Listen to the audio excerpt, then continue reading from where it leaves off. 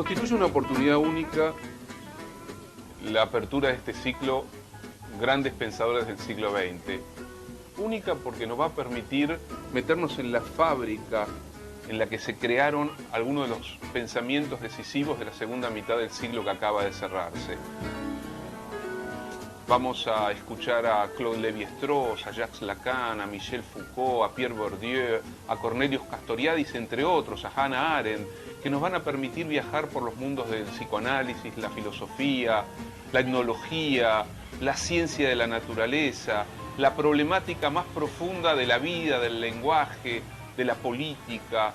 Es decir, recorrer junto a estos pensadores extraordinarios aquello que sigue siendo fundamental para pensarnos hoy a nosotros mismos.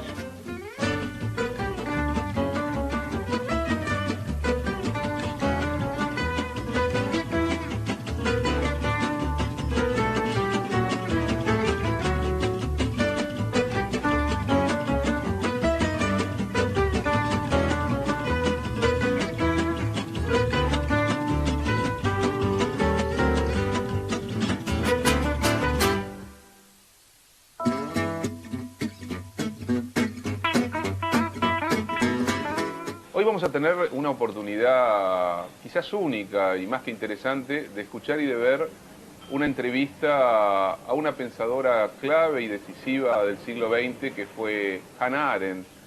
Digo clave y decisiva porque atravesó las vicisitudes del exilio, pudo de algún modo dar testimonio de aquello que marcó hondamente a nuestro siglo.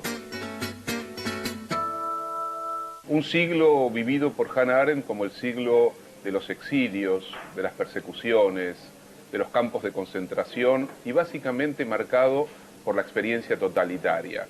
Cruzado, atormentado el siglo XX por esos sistemas políticos que, nacidos en la noche de la historia, en la usina en donde se producen a veces los peores modos de la experiencia humana, se desplegaron como modelos dominantes en la Europa de esa primera parte del siglo XX. Y Hannah Arendt no simplemente fue un testigo, alguien que sufrió la persecución, se tuvo que exiliar de Alemania en el año 33, vivió en París, en esa París de los años 30, del Frente Popular de Léon Blum. Allí se reencontró con viejas amistades como Walter Benjamin, comenzó a desarrollar parte de su indagación y de su reflexión en torno a los nuevos sistemas políticos, pero también sintió la melancolía por haber abandonado Alemania, incluso esa patria que para ella era la patria de la lengua materna, que en su caso era la lengua alemana. Había dejado atrás una carrera promisoria, una relación tumultuosa, tormentosa y amorosa y complicada con el gran filósofo alemán de aquellos años que fue Martin Heidegger, que después haría una opción próxima al nacionalsocialismo y que entre otras cosas atormentó también la vida de Arendt. Una relación de amistad también con otro de los pensadores decisivos de esa época que fue Karl Jaspers. Y así Arendt inició el camino del exilio, pero el camino del exilio que primero la llevó a París y después, cuando Francia cayó en manos de los alemanes, el siguiente exilio en los Estados Unidos, donde pudo apreciar, comprobar, leer otro modo de organizar la sociedad, de pensar la política, de pensar la relación entre política y sociedad. Y Arendt inició no solo, ahora sí, el trabajo meticuloso de reflexión sobre los totalitarismos, básicamente pensó, indagó el nacionalsocialismo y también el estalinismo, es decir, no solamente el totalitarismo de raíz fascista, sino el proceso a través del cual una sociedad que había prometido la igualdad, la libertad, que había nacido de los ideales socialistas, había terminado construyendo también un sistema de opresión y de falta de libertades. Los orígenes del totalitarismo, dividido en 3 tomos, es quizás la obra principal de Hannah Arendt, pero Arendt siguió trabajando, se fue inclinando hacia una reflexión filosóficamente decisiva en torno a la condición humana, a poder pensar la relación entre filosofía y política, e indagar aquellas vicisitudes que habían marcado poderosamente toda la tradición de Occidente, la tradición filosófica, política, estética, social. Quizás una de las obras más conocidas de Hannah Arendt haya sido ese texto cuasi periodístico que escribió a lo largo del juicio a Adolf Eichmann que tuvo lugar en Jerusalén. Recuerdan ustedes, Eichmann fue secuestrado por el Mossad en la Argentina, donde estaba refugiado clandestinamente, fue llevado al comienzo de los años 60 a Israel y fue sometido a juicio, condenado y finalmente ejecutado. Arendt fue una testigo de ese juicio y allí, al observar a Eichmann, al escuchar atentamente las respuestas de Eichmann a las preguntas del fiscal, fue desarrollando una categoría que ha dado mucho que hablar, que es la categoría de la banalidad del mal. Ya no pensar en el mal absoluto, en el mal demoníaco, en el mal diabólico, sino pensar en ese mal que surge de lo cotidiano, de lo burocrático, el mal desplegado por un funcionario, incluso por alguien que puede ser un buen padre de familia, que por la mañana puede escuchar a Bach y después salir, entre comillas, a su trabajo, donde está planificando la aniquilación de millones de seres humanos. Eichmann, en la mirada de Hannah Arendt, era un hombre banal, un hombre común y corriente, y el mal se volvía ordinario. Quizás la tragedia, la enorme perplejidad de nuestra época, es que hombres y mujeres comunes y corrientes pueden quedar aprisionados en esta dinámica de la banalidad y ser parte de una lógica del prejuicio, de la criminalidad y de la represión.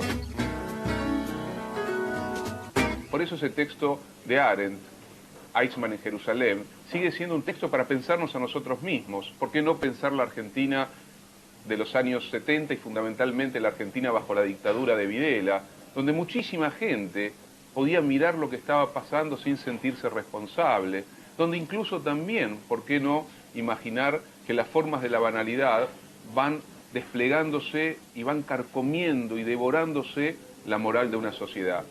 Fue una categoría muy discutida, muy polémica, para algunos implicaba rebajar la densidad del horror nazi, el horror de Auschwitz, el horror del exterminio. Para otros implicó la sutileza de una pensadora que lograba tomar el alma pervertida del siglo XX, el alma oscura de una parte de la humanidad que está muchas veces disponible para ser parte de experiencias, de proyectos y de modelos de destrucción de la vida misma.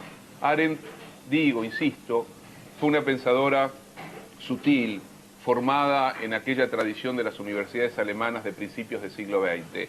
Escucharla es en parte escuchar la reflexión de alguien que atravesó los exilios y que experimentó en carne propia lo que significa ser un paria, una apátrida, alguien que pierde derechos, nacionalidad y que sin embargo sigue insistiendo para pensar intensa y críticamente el mundo contemporáneo. Los invito entonces a escuchar la entrevista.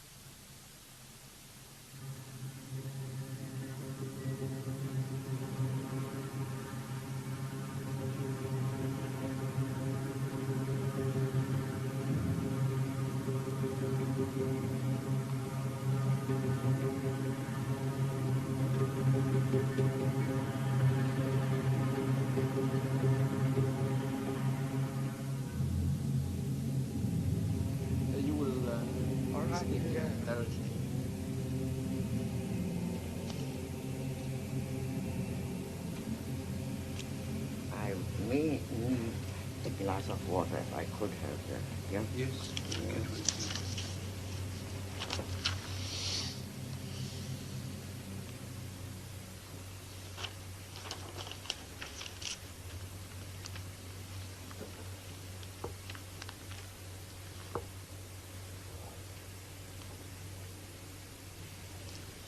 Vous êtes arrivé dans ce pays en 1941, vous veniez d'Europe, vous y vivez donc depuis 32 ans. Quand vous arrivez en Europe, quelle est votre impression dominante? Ma impression dominante, mon impression dominante, well, see, this is not a nation state. America is not a nation state. Mon impression dominante, c'est que l'Amérique n'est pas un État-nation. Et les Européens ont beaucoup de mal à comprendre ce simple fait qu'ils devraient pourtant théoriquement connaître.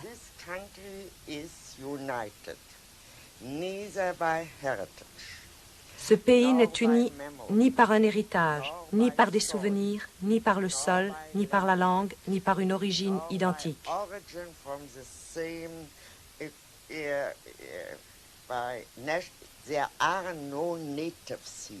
Il n'y a pas d'Américains authentiques ici, les Indiens mis à part. Tout le reste, ce sont des citoyens, et ces citoyens ne sont unis que par une seule chose, et c'est beaucoup. On devient citoyen des États-Unis par simple acceptation de la Constitution.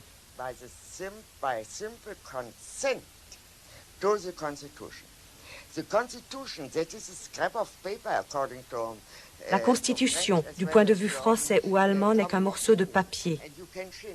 On peut la modifier. Mais ici, c'est un document sacré. C'est le souvenir constant d'un acte unique et sacré. L'acte de fondation des États-Unis. La fondation a consisté à réunir en un tout des minorités ethniques et des régions entièrement disparates, sans pour autant niveler et faire disparaître ces différences.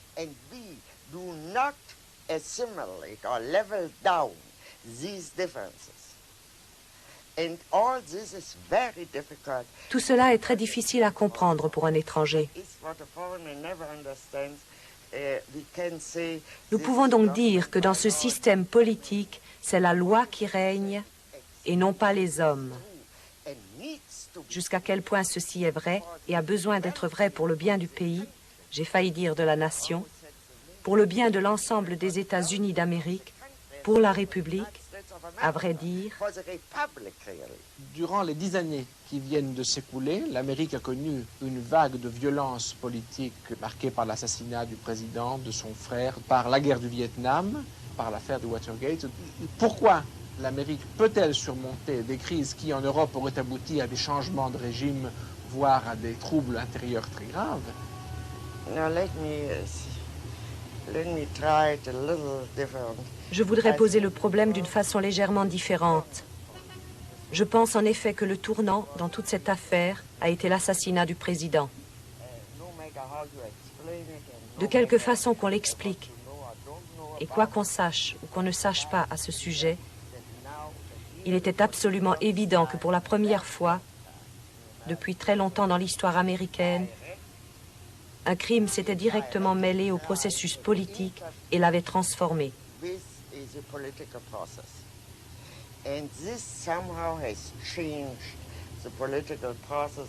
Vous savez que d'autres assassinats ont suivi.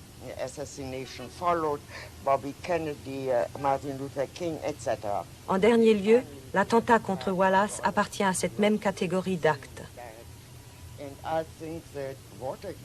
L'affaire du Watergate a révélé l'une des plus profondes crises constitutionnelles que l'Amérique ait jamais connue.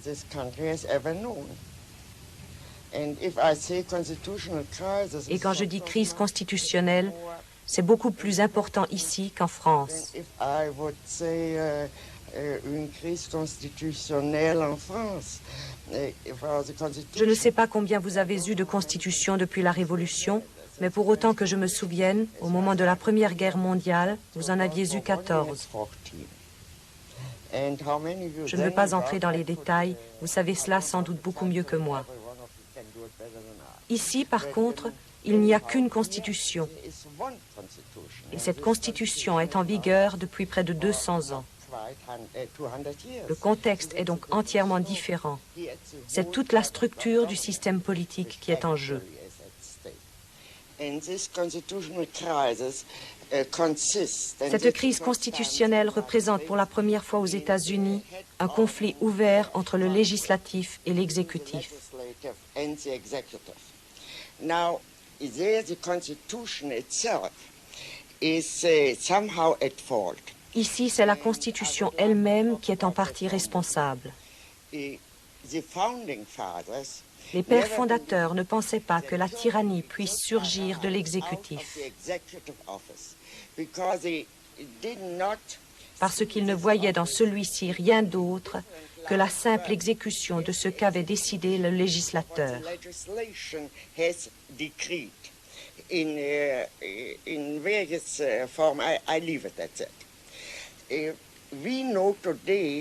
Nous savons aujourd'hui que le plus grand danger de tyrannie vient de l'exécutif.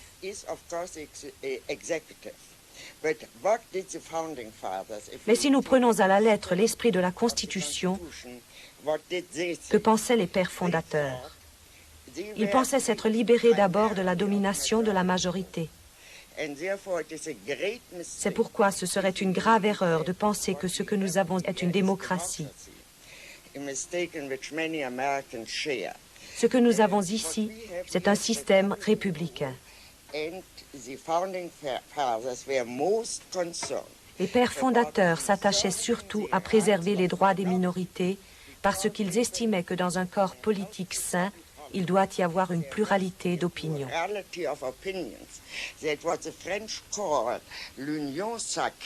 Ce que les Français appellent l'union sacrée était précisément pour eux ce dont il ne fallait pas. Ce serait déjà une sorte de tyrannie, et le tyran pourrait très bien être une majorité.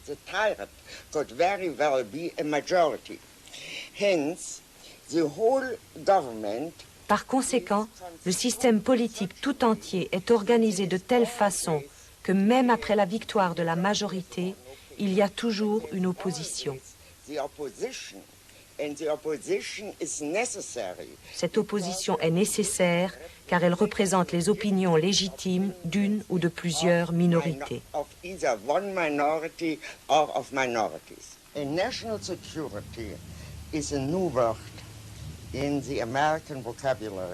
La sécurité nationale est une notion nouvelle dans le vocabulaire américain.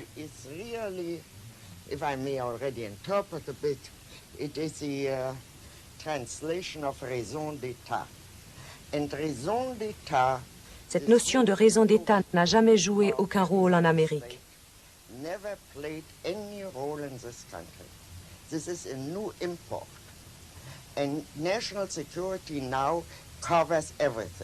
La sécurité nationale couvre maintenant toutes sortes de délits.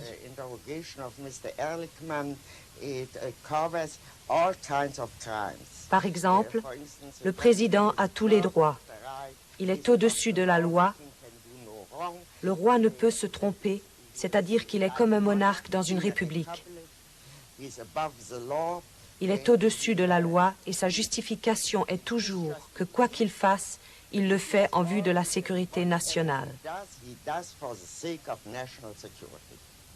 En quoi, selon vous, ces applications modernes de la raison d'État, ce que vous appelez l'intrusion de la criminalité dans le domaine politique, est-elle propre à notre temps?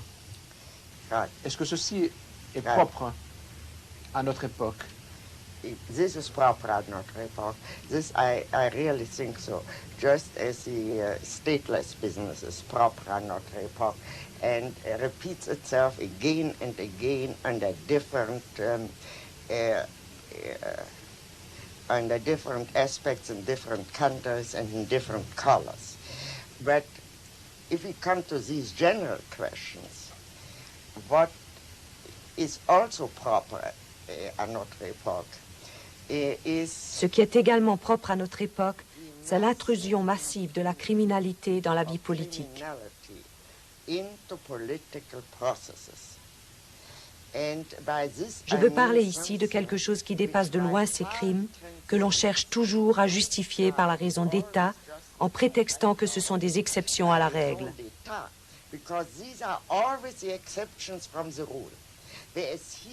Ici, au contraire, nous sommes soudain confrontés avec un style d'action politique qui est en lui-même criminel.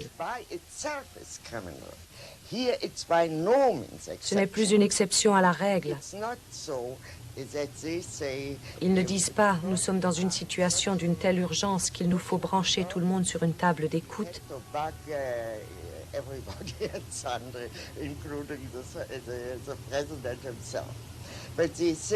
Ici, la table d'écoute fait partie du procédé politique normal.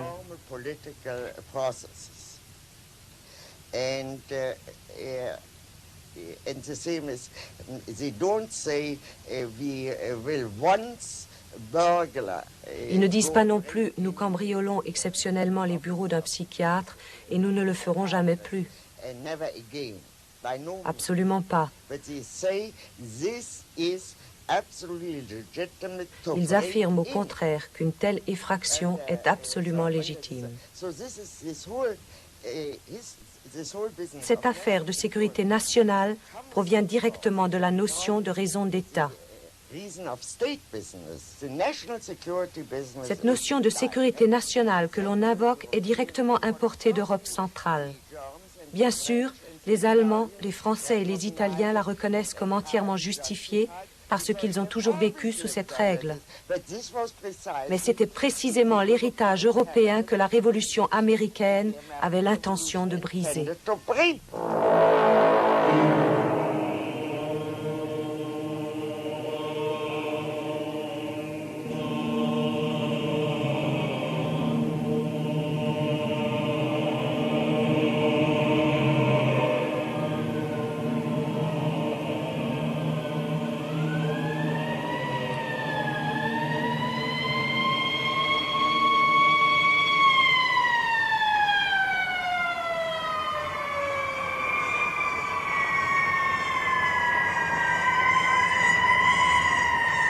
Dans votre essai consacré aux documents du Pentagone, vous décrivez la psychologie de ceux que vous appelez les spécialistes de la solution des problèmes, qui étaient à l'époque les conseillers du gouvernement américain. Et vous dites, les spécialistes de la solution des problèmes ont été définis comme des hommes très sûrs d'eux-mêmes et qui semblent rarement douter de leur aptitude à s'imposer.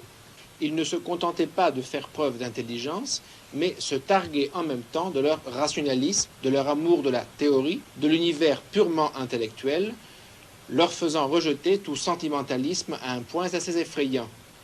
Et vous ajoutez... May I interrupt you here? I think that's enough.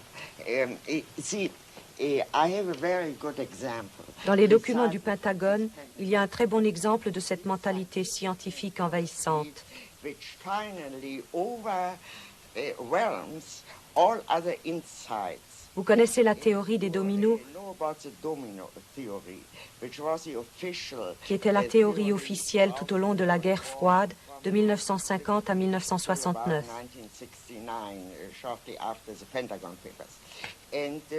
La vérité est que parmi les intellectuels très sophistiqués qui avaient écrit les documents du Pentagone, très rares étaient ceux qui croyaient en cette théorie des dominos.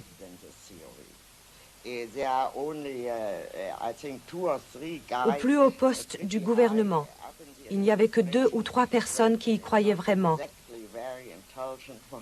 Et ce n'était pas exactement parmi les plus intelligents.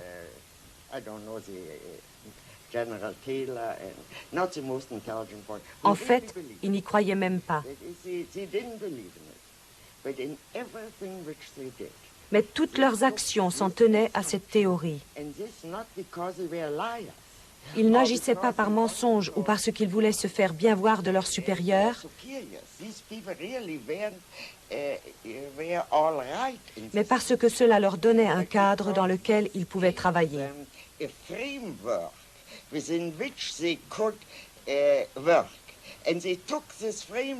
Ils avaient adopté ce cadre tout en sachant qu'il était en contradiction avec les événements et les analyses qui leur prouvaient chaque matin que ce point de vue était tout simplement faux.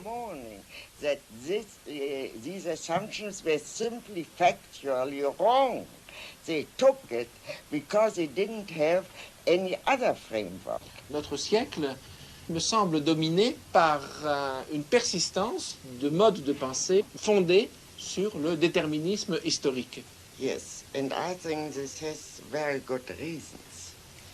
this belief in this historical necessity.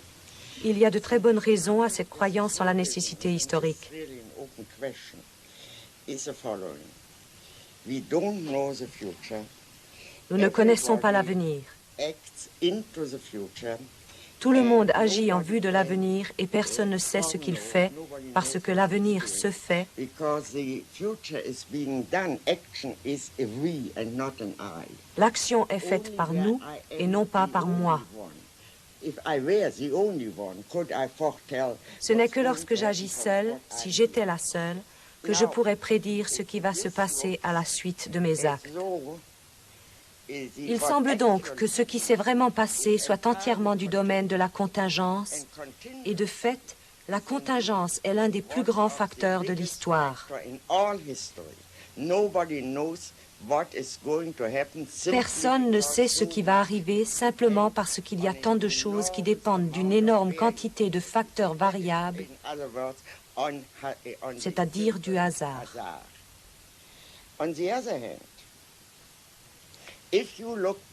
Par contre, si l'on regarde l'histoire, rétrospectivement, on peut dire que l'histoire est logique.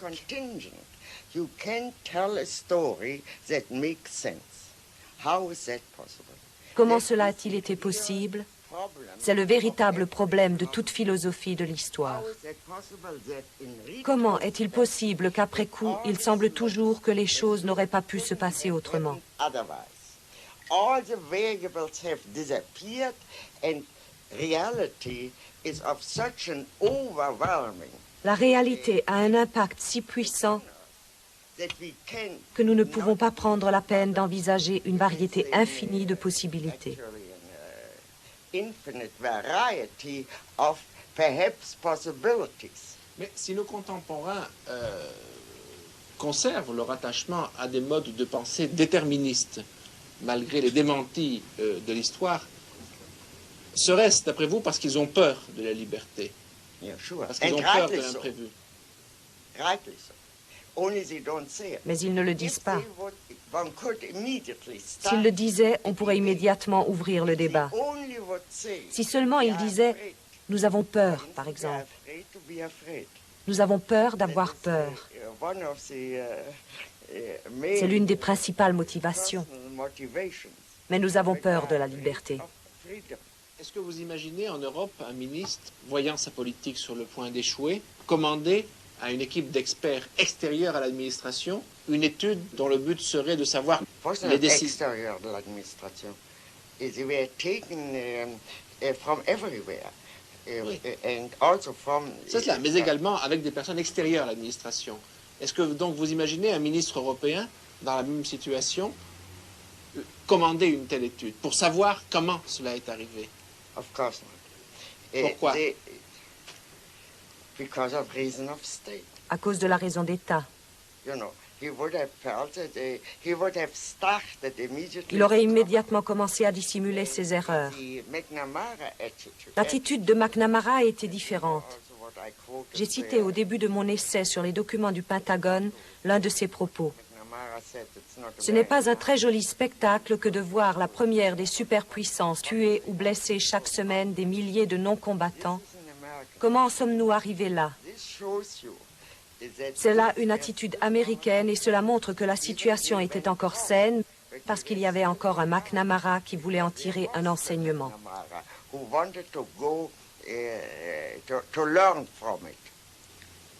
Pensez-vous que actuellement les dirigeants américains placés devant d'autres situations aient encore l'envie de savoir? No. I don't think that a single one is left. I don't know. No, I take that back. But I don't believe that. I think that McNamara. Je crois, si je ne me trompe, que McNamara était sur la liste des ennemis de Nixon. Je l'ai lu aujourd'hui dans le New York Times.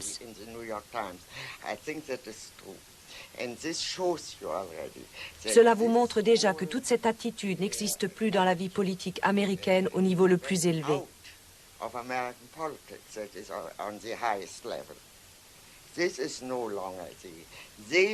Ces gens-là croyaient déjà à l'image qu'il fallait créer de soi. Mais en se disant, pourquoi n'avons-nous pas réussi à nous créer une image? Et on pourrait dire qu'il ne s'agissait que d'images.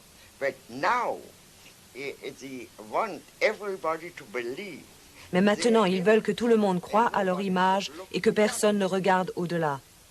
Nous entrons alors dans un univers politique tout à fait différent. On aurait donc, après ce que le sénateur Fulbright appelait l'arrogance du pouvoir, après ce que l'on pourrait nommer l'arrogance du savoir, un troisième stade qui serait l'arrogance tout court. Yes, I don't know whether it's l'arrogance tout court. It is really the will to dominate, for heaven's sake. C'est plutôt la volonté de dominer. Jusqu'à présent, cela n'a pas réussi. Je peux encore aujourd'hui m'asseoir à cette table et vous parler librement.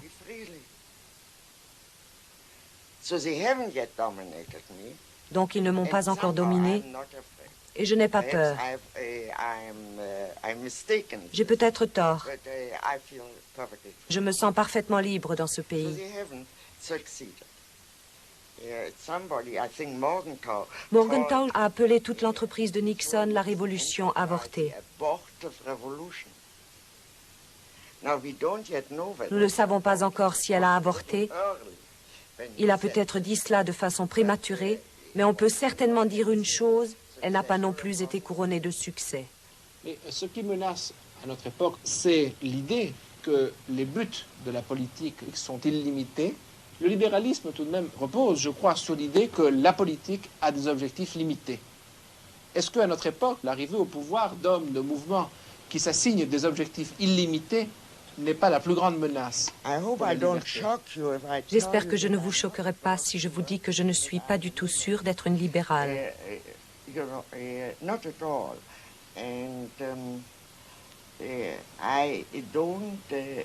n'ai vraiment aucun credo en la matière. Je ne professe pas de philosophie politique que je pourrais résumer par un terme en isme.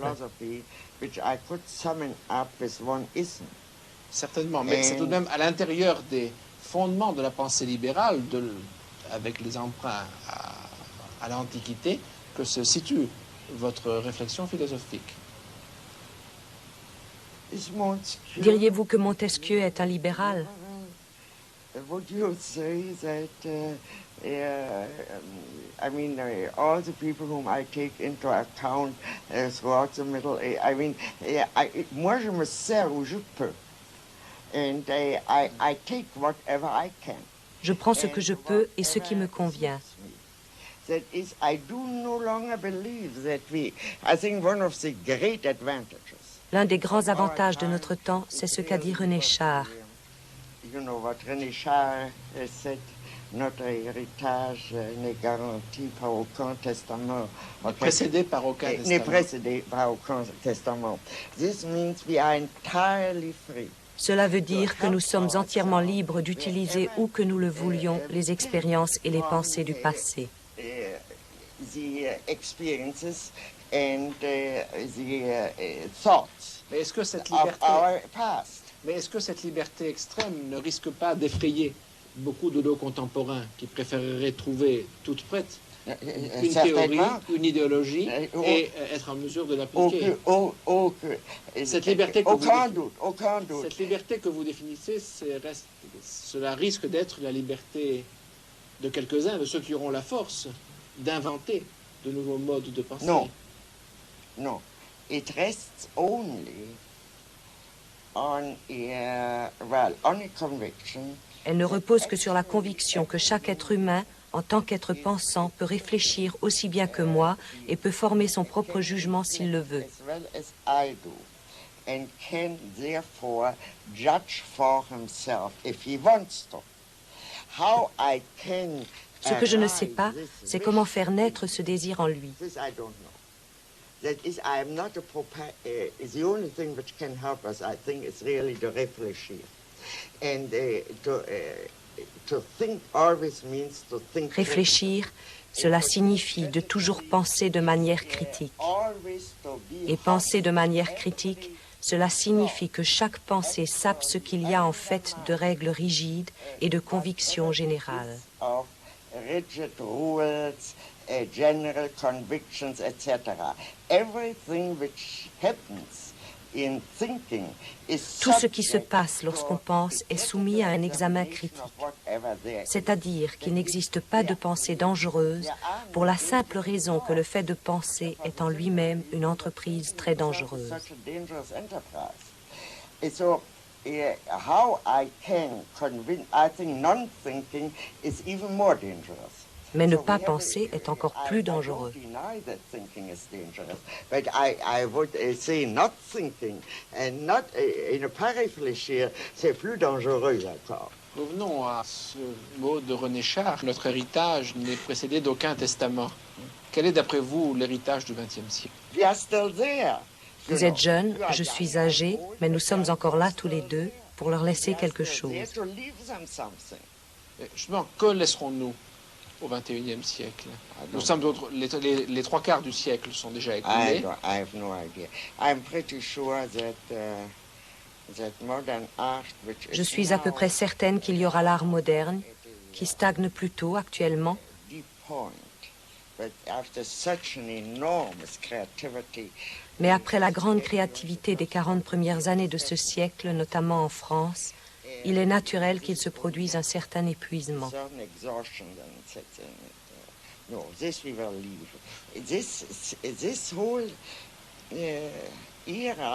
Ce XXe siècle sera probablement l'un des grands siècles de l'histoire, mais pas en politique. Vous parliez But de not in politics. et l'Amérique. No. Pourquoi? You know, this country, you need a certain amount of tradition. Il n'y a pas de tradition artistique No, américaine? not a great one. A great one in poetry. A great En poésie, one oui. in novels. Dans le roman, en littérature. Etc. But the only thing which Mais la seule chose qu'on puisse vraiment mentionner, c'est l'architecture. Ces bâtiments de pierre sont comme des tentes de nomades pétrifiés.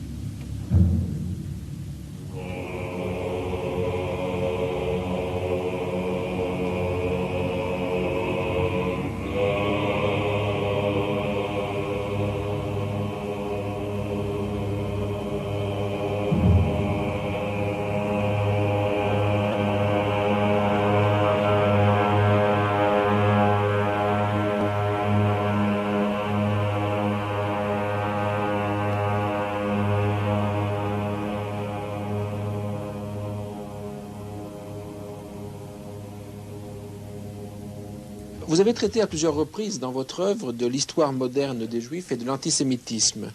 Vous dites à la fin de l'un de vos ouvrages que la naissance du mouvement sioniste à la fin du XIXe siècle a été la seule réponse politique que les Juifs aient jamais trouvée à l'antisémitisme. En quoi l'existence d'Israël a changé le contexte politique et psychologique dans lequel vivent les Juifs dans le monde? Oh, I think it has changed everything. The Jewish people, Je crois que cela a tout changé. Aujourd'hui, le peuple juif est vraiment uni derrière Israël. Ils sentent qu'ils ont un État, une représentation politique, tout comme les Irlandais, les Anglais ou les Français. Ils ont non seulement une patrie, mais ils ont un État-nation et leur attitude tout entière envers les Arabes dépend pour une grande part d'une identification que les Juifs venant d'Europe centrale ont toujours faite, instinctivement et sans réfléchir. L'État doit être nécessairement un État-nation.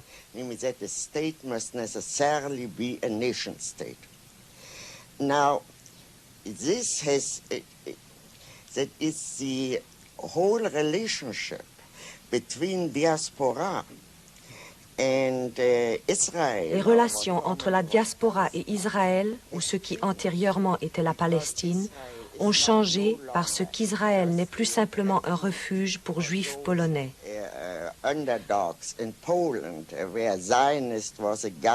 Un sioniste était alors un homme qui essayait d'obtenir de l'argent des Juifs riches pour les pauvres Juifs polonais. Mais aujourd'hui, Israël est le représentant du peuple juif dans le monde entier.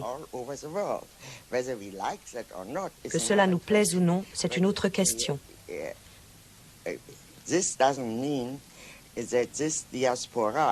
Cela ne signifie pas que le judaïsme de la diaspora doit toujours être du même avis que le gouvernement israélien. Ce n'est pas une question de gouvernement, c'est une question d'État. Tant que cet État existera, il sera évidemment ce qui nous représente aux yeux du monde. Justement, un auteur français, Georges Friedman, a écrit il y a une dizaine d'années un livre intitulé « Fin du peuple juif », point d'interrogation, où il concluait qu'à l'avenir, il y aurait d'un côté un nouvel État-nation israélienne et de l'autre côté, dans les pays de la diaspora, des Juifs qui s'assimileraient et perdraient peu à peu leurs caractéristiques propres. Cette hypothèse sounds very plausible, and I think it's quite wrong. Cette hypothèse semble très plausible et je crois qu'elle est tout à fait fausse. Dans l'Antiquité, lorsque l'État juif existait encore, il y avait déjà une grande diaspora juive. Au cours des siècles, à travers un très grand nombre de formes différentes de gouvernement et d'État, les Juifs, le seul peuple de l'Antiquité qui ait survécu à travers les millénaires, n'ont jamais été assimilés.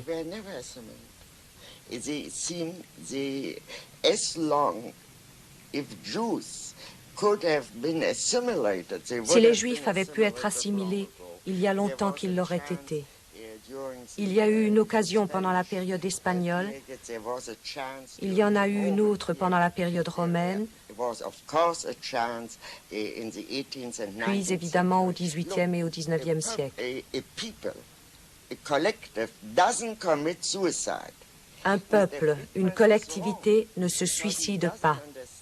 M. Friedman se trompe parce qu'il ne comprend pas que le sentiment des intellectuels qui peuvent changer en effet de nationalité et absorber une autre culture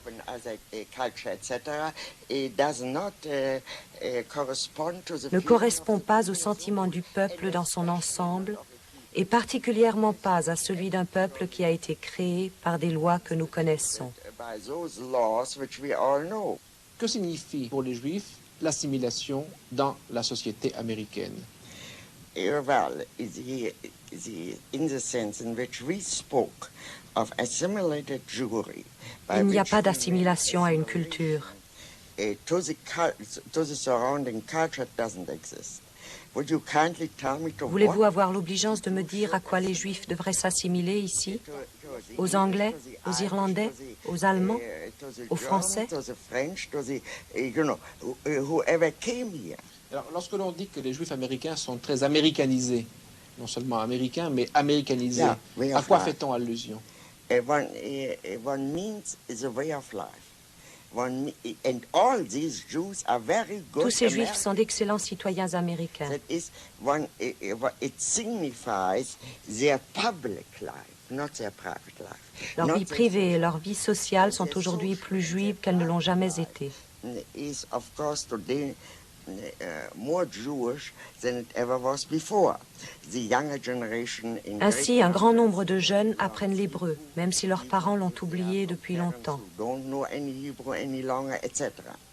Mais l'essentiel, c'est Israël. Est-on pour ou contre Israël?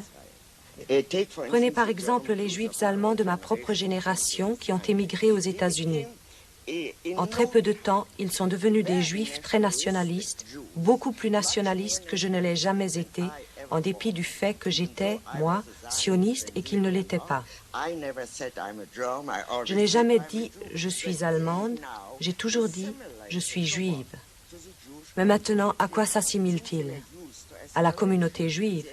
Puisqu'ils étaient habitués à l'assimilation, ils se sont assimilés à la communauté juive d'Amérique. Avec la ferveur de nouveaux convertis, ils sont devenus ultranationalistes et pro-israéliens. À travers l'histoire, ce qui a assuré la survie du peuple juif, cela a été essentiellement un lien de nature religieuse. Nous sommes à une époque où l'ensemble des religions connaissent une crise et où le lien religieux tend à s'affaiblir. Dans ces conditions, qu'est-ce qui, à l'époque contemporaine, fait l'unité du peuple juif à travers le monde?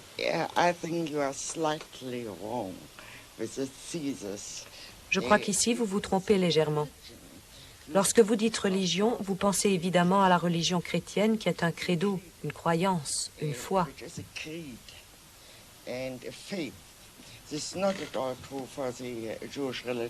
Cela n'est absolument pas le cas pour la religion juive. C'est une religion nationale dans laquelle religion et nation coïncident. Vous savez que les Juifs, par exemple, ne reconnaissent pas le baptême des Juifs convertis au christianisme. Tout se passe comme si cet acte n'existait pas. D'après la loi juive, un Juif reste toujours Juif.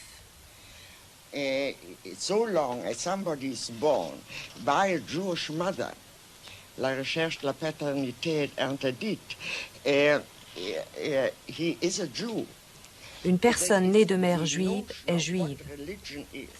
La notion de religion est complètement différente. Il s'agit beaucoup plus d'un mode de vie que d'une religion dans le sens particulier et spécifique de la religion chrétienne. Of the Christian religion. I remember, for instance, I had a Jewish instruction. J'ai eu une éducation juive et je me souviens lorsque j'avais environ 14 ans, je me suis révoltée contre notre professeur et j'ai voulu le choquer. Je me suis levée et j'ai dit « Je ne crois pas en Dieu ». Il m'a alors répondu « Personne ne vous le demande ».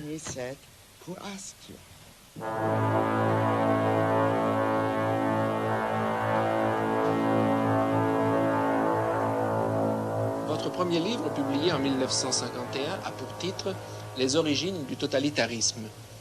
Dans ce livre, vous avez voulu non seulement décrire un phénomène, mais aussi l'expliquer. D'où cette question, qu'est-ce pour vous que le totalitarisme?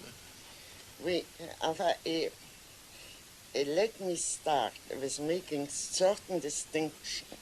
Je voudrais commencer par faire certaines distinctions sur lesquelles tout le monde n'est pas d'accord.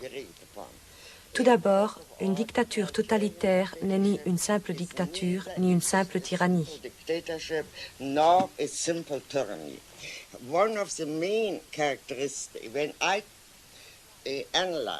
Lorsque je vois un système totalitaire, j'essaie de l'analyser comme une nouvelle forme de système politique inconnu auparavant. Pour cela, j'essaie d'énumérer ses caractéristiques principales.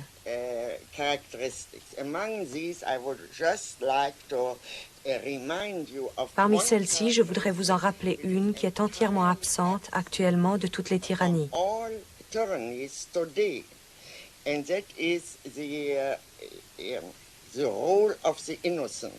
Il s'agit du rôle des innocents, des victimes innocentes. Sous Staline, il n'était pas nécessaire de faire quoi que ce soit pour être déporté ou pour être exécuté.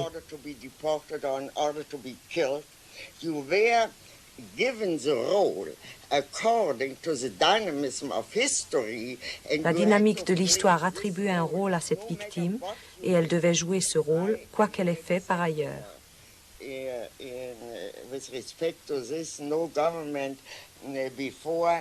Auparavant, aucun gouvernement n'a tué des gens pour avoir dit oui.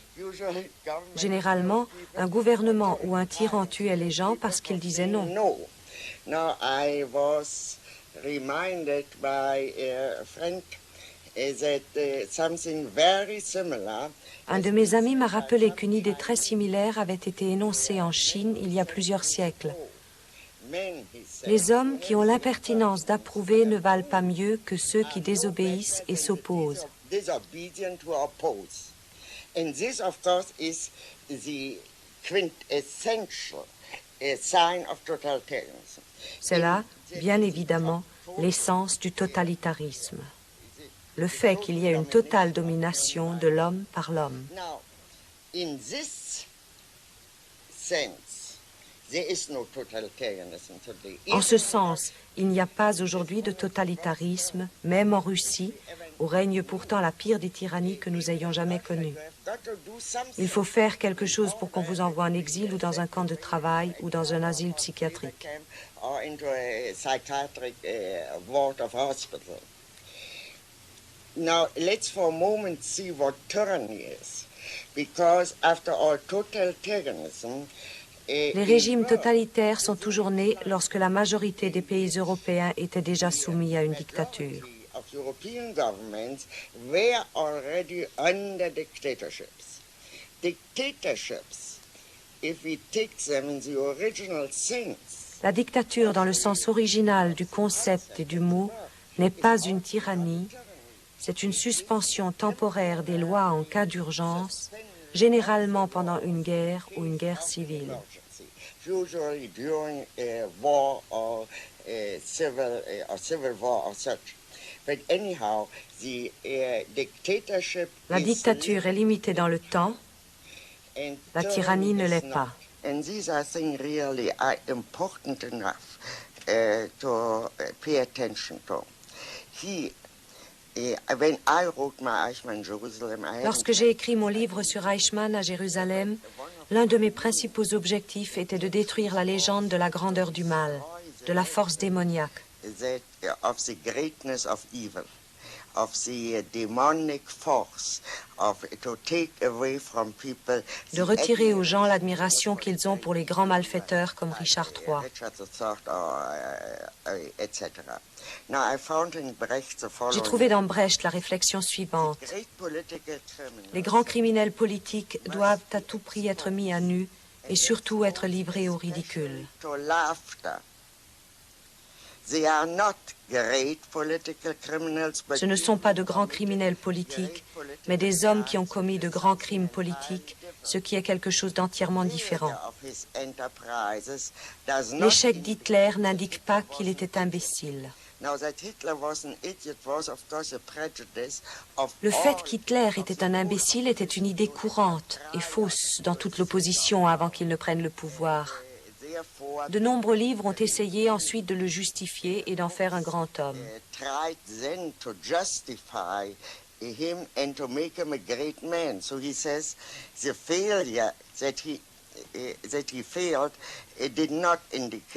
Le fait qu'il ait échoué n'indique pas qu'Hitler était un imbécile et l'envergure de ses entreprises n'en fait pas un grand homme.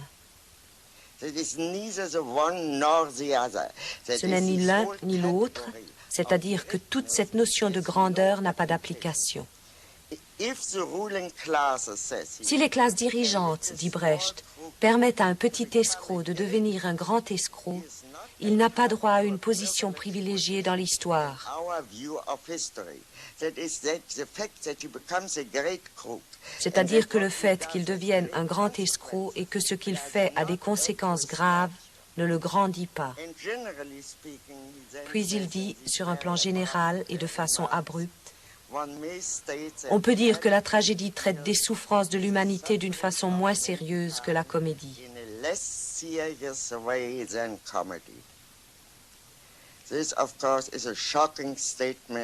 Ceci est évidemment une déclaration choquante, mais en même temps, je pense qu'elle est parfaitement juste.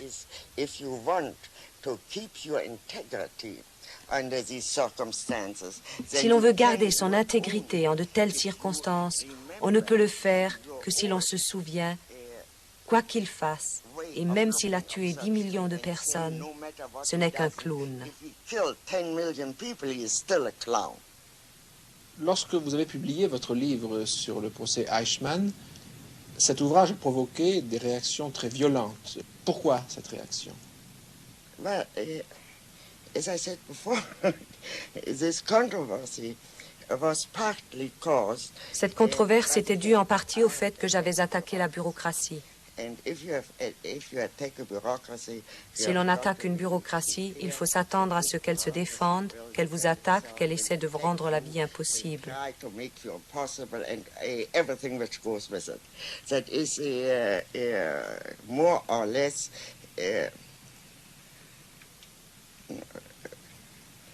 dirty political business. C'est plus ou moins une vilaine affaire politique. This I really had no real quarrel. Cela, je pouvais le comprendre. But there was but suppose they had not Mais supposons qu'il n'ait pas organisé cette campagne. organized this campaign, then still the opposition to this Malgré cela, l'opposition à ce livre aurait été très forte the Jewish people was parce que des Juifs ont été offensés, et par là, je veux dire des personnes que je respecte vraiment et que je peux comprendre. can understand it.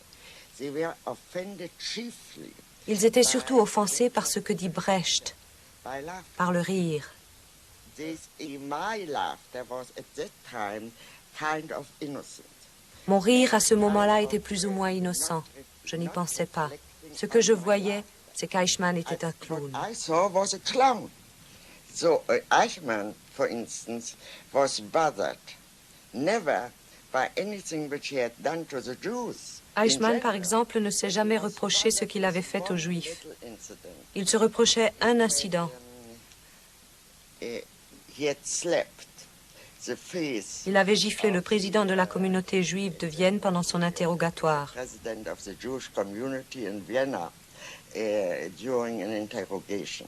God knows worse things were Dieu sait que happening. bien des gens subissaient des traitements pires que celui-là. Slapped in the face. Pourtant, Eichmann ne se l'est jamais pardonné. Condoned himself. Il avait cédé à une impulsion et il pensait que c'était très mal d'avoir perdu son sang-froid. And he thought this was very wrong indeed. He has lost his cool, so to speak.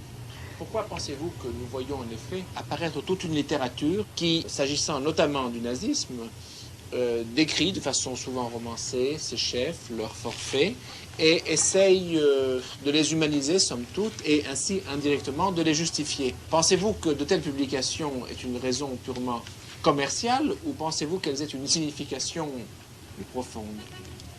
I think it has a signification, at least it shows. Je pense qu'elles ont une signification. Elles montrent que ce qui s'est passé une fois peut arriver à nouveau. See, tyranny has been discovered very early. La tyrannie est connue depuis très longtemps. There's an enemy. Still, it has never, in any way, prevented. Cela n'a pourtant jamais empêché un tyran de devenir un tyran. It has not prevented Nero and has not prevented Caligula. Cela n'a And empêché Nero ni and Néron ni Caligula. have not prevented Et Néron et Caligula n'ont pas empêché des exemples récents tels que l'intrusion massive de la criminalité dans la vie politique. criminality can mean for the political process. Qu'en pensez-vous que...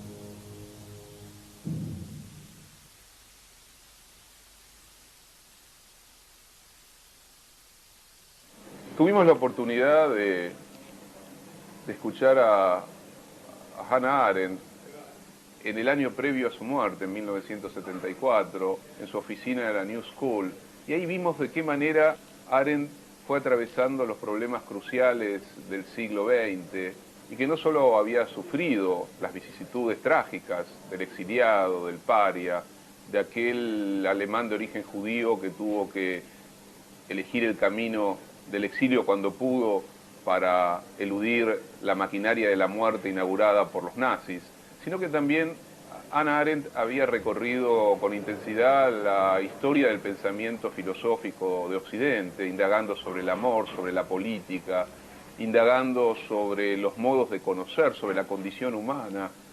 Vivió parte de su infancia y adolescencia en Königsberg, la ciudad de Kant, por lo tanto se empapó, podríamos decirlo así, de la gran tradición de la filosofía ilustrada alemana, pero también tuvo una relación, les contaba, intensa y compleja con Martin Heidegger, el lado oscuro, podríamos decirlo también, del pensamiento filosófico alemán comparado en ese sentido con Kant. Pero básicamente pudimos escuchar a una pensadora, a alguien que se fascinó, por qué no decirlo así, con el impacto que en su vida significó después de huir de una Europa que se había convertido en una ratonera, que se fascinó, les decía, con la sociedad norteamericana, con la sociedad civil, con la complejidad del mundo político de los Estados Unidos, y que la llevó a producir otro tipo de pensamiento y de discurso en el campo de la filosofía política, en el campo de la revisión de las formas constitucionales, jurídicas, de la relación entre lo político y lo social, jugando y comparando la experiencia europea con la experiencia, en este caso, norteamericana. Pero a Arendt también le importó la cuestión del nacimiento, de la lengua. ¿Por qué no también pensar la condición humana, indagar por la relación entre el trabajo y la creación y la obra? Fue una pensadora completa, de una enorme erudición, que conoció al dedillo la tradición clásica, la lengua griega y el latín, y que se manejó con las lenguas contemporáneas como quien estaba en su casa. Pero Arendt decía que la verdadera patria del escritor, la verdadera patria del pensador, la verdadera patria del ser humano, siempre es la lengua. Quien pierde la lengua, pierde lo más esencial de sí mismo. Por eso insistió una y otra vez en indagar la potencia de la lengua como fecundidad creadora, pero muchas veces también como máquina de destrucción. Gracias por, junto a nosotros, haber intuido algo del pensamiento de Hannah Arendt a través de esta entrevista.